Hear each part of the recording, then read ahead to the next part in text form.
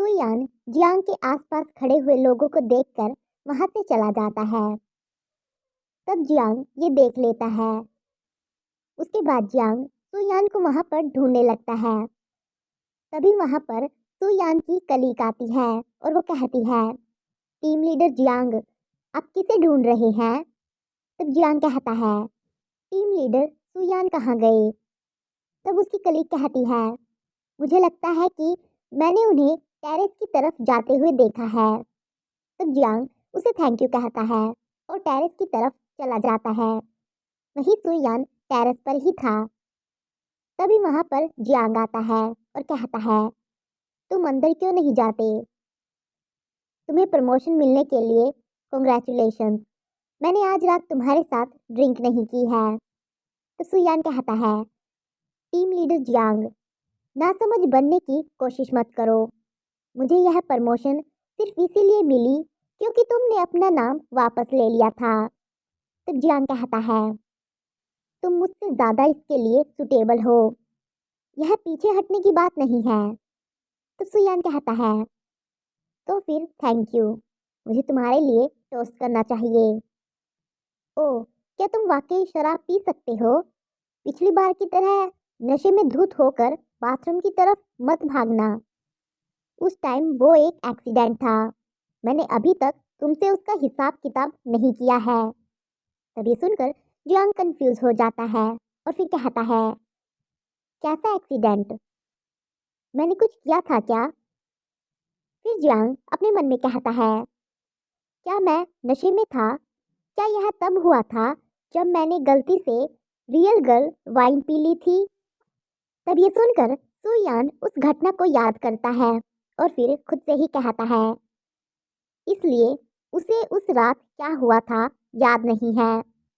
इसलिए उसने ऑफिस में नॉर्मल बर्ताव किया था। फिर वो जियांग से कहता है, कुछ नहीं हुआ था, ठीक है। फिर सुयान और ज्यादा ड्रिंक करने लगता है और फिर अपने मन में कहता है, उसने खुद को निर्दोष साबित कर दिया, लेकिन मेरा फायदा उठाया गया था और मुझे शिकायत करने का मौका भी नहीं मिला।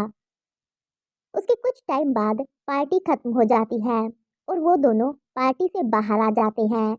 सुयान पूरी तरह से ड्रंक हो गया था। तब वो नशे की हालत में कहता है, ड्रिंक, मैं नशे में नहीं हूँ, मैं और भी पी सकता हूँ। फिर जियांग उसे एक टैक्सी में बिठा देता है और खुद भी अंदर आकर बैठ जाता है। तब ड्राइवर कहता है, आपको कहाँ जाना है? तब जियांग अपने मन में कहता है, इस हालत में उसे घर पर अकेले छोड़ना ठीक नहीं है। बेहतर होगा कि मैं उसे मेरे घर पर ले जाऊं। फिर वो ड्राइवर से कहता है, लैटिंग युयान ले चलो। वहीं सुयान वहीं पर सो जाता है। वो जियांग के क्लोज आ गया था। तब जियांग उसे खुद से दूर करता है और फिर अपने मन में कहता है, मुझे उससे दूर रहना चाहिए। पूरी कार उसकी सेंट से भर चुकी है। कुछ टाइम बाद वो दोनों घर पर पहुंच जाते हैं। तब जियांग उसे बेड पर लेटा देता है। तब सुयान जाग चुका था और वो अनकंफर्टेबल फील करने लगता है, जिसकी वजह से वो हिलने लगता है। तो जियांग कहता है, हिलना बंद करो। वो उसकी कोट उतारने में हेल्प करने लगता है, लेकिन तभी सुयान अपने फेरामोन को रिलीज करने लगता है। तब ये देखकर जियांग कहता है, ये सुयान, अपने फेरामोन को कंट्रोल करो, वरना मैं अपना कंट्रोल खो दूंगा और तुम्हें माफ कर दूंगा। तब ये सुनकर सुयान कहता है, तुमने यह पहले भी किया था। तुमने मुझे माफ किया और मुझसे माफी भी नहीं मांगी। तब ये सुनकर जियांग कंफ्यूज हो जाता है और कहता है, मैंने तुम्हें माफ किया था? तब ये सुनकर सुयान को गुस्सा आ जाता है और वो चिल्लाते हुए कहता है, यादाश्त खोने का नाटक करना बंद करो। तुम मेरा फायदा उठा सकते हो, लेकिन मैं तुम्हारा फायदा क्यों नहीं उठा सकता? और ये कहकर वो उसे किस करने लगता है। वो दोनों एक दूसरे को किस करने लगते हैं। कुछ टाइम बाद सुयान अपनी आंखें खोलता है। तब वो देखता है कि उसके सामने वही सांप है, जिसे देखकर वो डर जाता है, लेकिन तभी जियांग फिर से इंसान बन जाता है और सुयान से कहता है, शांत हो जाओ, मैं तुम्हें हर्ट नहीं करूंगा। तब सुयान डरते हुए कहता है, तुम तुम एक स्नेक में बदल गए।